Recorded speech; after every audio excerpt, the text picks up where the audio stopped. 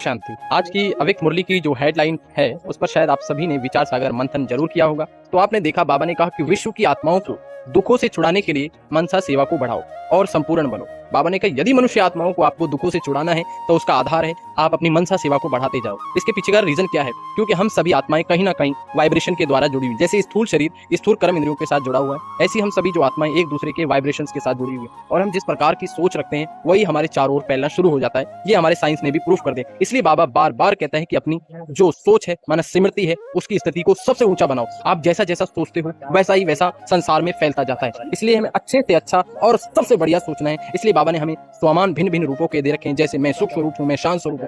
जब हम इन स्वमानों में इस स्थिति में रहते हैं तो मनुष्य आत्माओं को हम इसी प्रकार से वाइब्रेशन फैलाते हैं। लेकिन बाबा ने यह भी कहा कि आपको संपन्न भी बनना है और संपूर्ण भी बनना है। यहाँ संपन्न क्या बनना है? हमें ज्ञान गुण शक्तियों से संपन्न बनना है और अपनी संपूर्ण अवस्था को भी प्राप्त करना है। क्योंकि जिस जिस प्रकार से हम अपनी अवस्था में ऊंचे उठते चले जाएंगे उसी प्रकार से हमारी अवस्था से जो वाइब्रेशन फैलेंगे वो मनुष्य आत्माओं का कल्याण करते जाएंगे। क्योंकि बाबा कहते हैं कि तुम इस संसार की पूर्वज आत्माएं हो, तुम इस संसार का कल्याण करने के निमित्त हो, तुम कल्प वृक्ष की जड़ों में विराजमान हो। इसीलिए हमें अपनी अवस्था को संपन्न और संपूर्ण बनाना है। याद रखना, हमें ज्ञान गुण शक्तियों की बाबा की हर बातों में संपन्न बनना है। और जब हम संपन्न बन जाएंगे तो संपूर्ण ऑब्वियसली बन जाएंगे। फॉर एग्जाम्पल, जैसे यदि हम हलवा बनाते हैं तो जब हलवा बनना शुरू होता है तो धीरे धीरे वो कढ़ाई को छोड़ना शुरू हो जाता है। ऐसे ही हलवा जब पूरा बन जाएगा तो वो कढ़ाई को छोड़ देता है। ऐसी आत्मा जब जैसे जैसे संपन्नता और संपूर्णता की ओर जाती है तो उसकी संसार से, विकारों से, बुराइयों से वो न्यारी और प्यारी होती चली जाती है। क्योंकि बाबा ने कहा आप पवित्र आत्माएं आप पवित्र दुनिया में ठहर नहीं सकती। हमें अपनी कर्मातीत संपूर्ण फरिश्ता स्वरूप को जल्दी से जल्दी प्राप्त करना है। बाकी अव्यक्त मुरली के अंदर बहुत सारी गहराई आप अध्ययन करें, चिंतन करें और अपना कमेंट करें।